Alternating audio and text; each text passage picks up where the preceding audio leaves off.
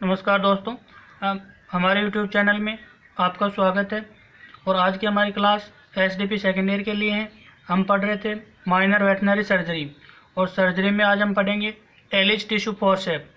तो Alice tissue forceps है जो कुछ इस प्रकार होती है, जो आपको डायग्राम में दिख रही है कि इसके दोनों सिरे, इनके ऊपर अग्रभाग पर दांतनुमा संरचना पाई जाती है।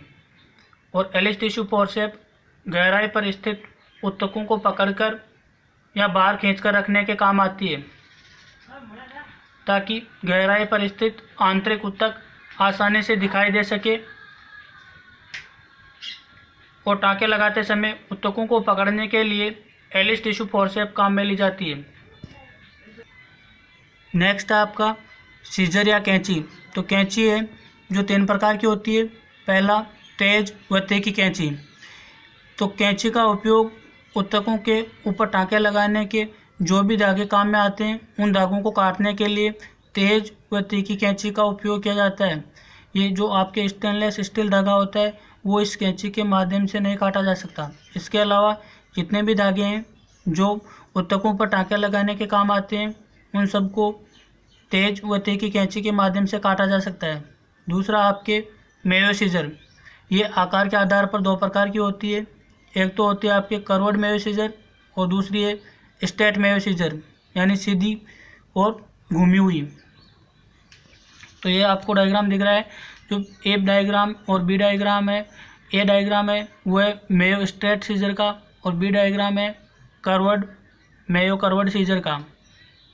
और जो आपके सी डायग्राम है उसके दोनों टिप है जो ब्लंट है। डी डायग्राम में दोनों ब्लंट शार्प या तीखे हैं, और ई डायग्राम में जो आपके एक सिरा ब्लंट है और दूसरा सिरा शार्प है।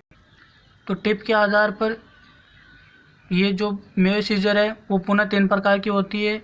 एक तो ऐसी मेयो सीजर जिनके दोनों टिप भुट्टे हो, एक ऐसी मेयो सीजर जिसके दोनों टिप नुकीले या शार्प हो, और एक ऐसी सीजर जिसके एक सिरे का टिप नुकीला हो और दूसरे सिरे का टिप ब्लंट हो।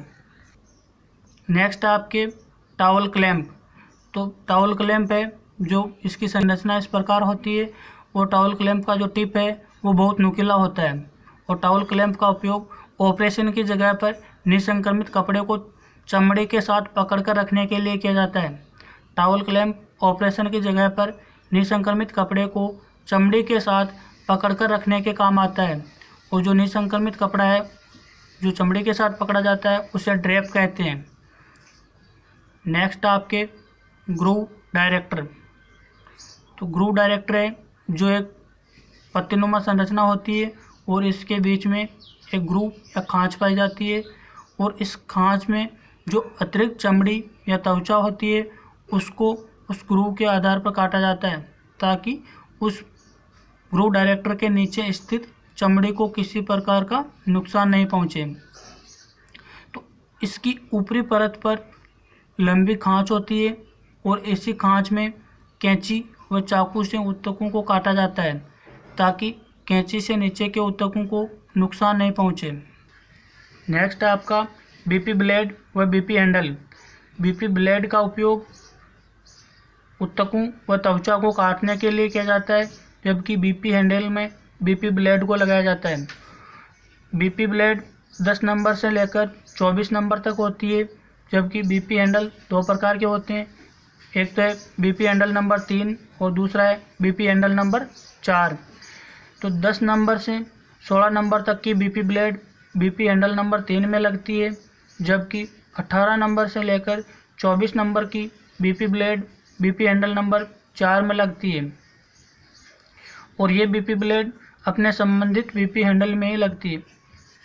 और बीपी ब्लेड का उपयोग शल्य क्रिया के दौरान ऊतकों को काटने के लिए किया जाता है। नेक्स्ट, ये डायग्राम जो आप देख रहे हो वो आपके बीपी ब्लेड, बीपी हैंडल और स्केपल ब्लेड का है। स्केपल ब्लेड ऐसी ब्लेड होती है जिसमें ब्लेड और हैंडल दोनों एक साथ होते हैं, अलग अलग नहीं होते हैं। और स्केपल ब्लेड का उपयोग थोड़े से हार्ड टिश्यू और जो लिगामेंट टेंडन वगैरह होते हैं उनको काटने के लिए स्केपल ब्लेड का उपयोग किया जाता है। जबकि बीपी ब्लेड का उपयोग ऊतकों को काटने के लिए किया जाता है।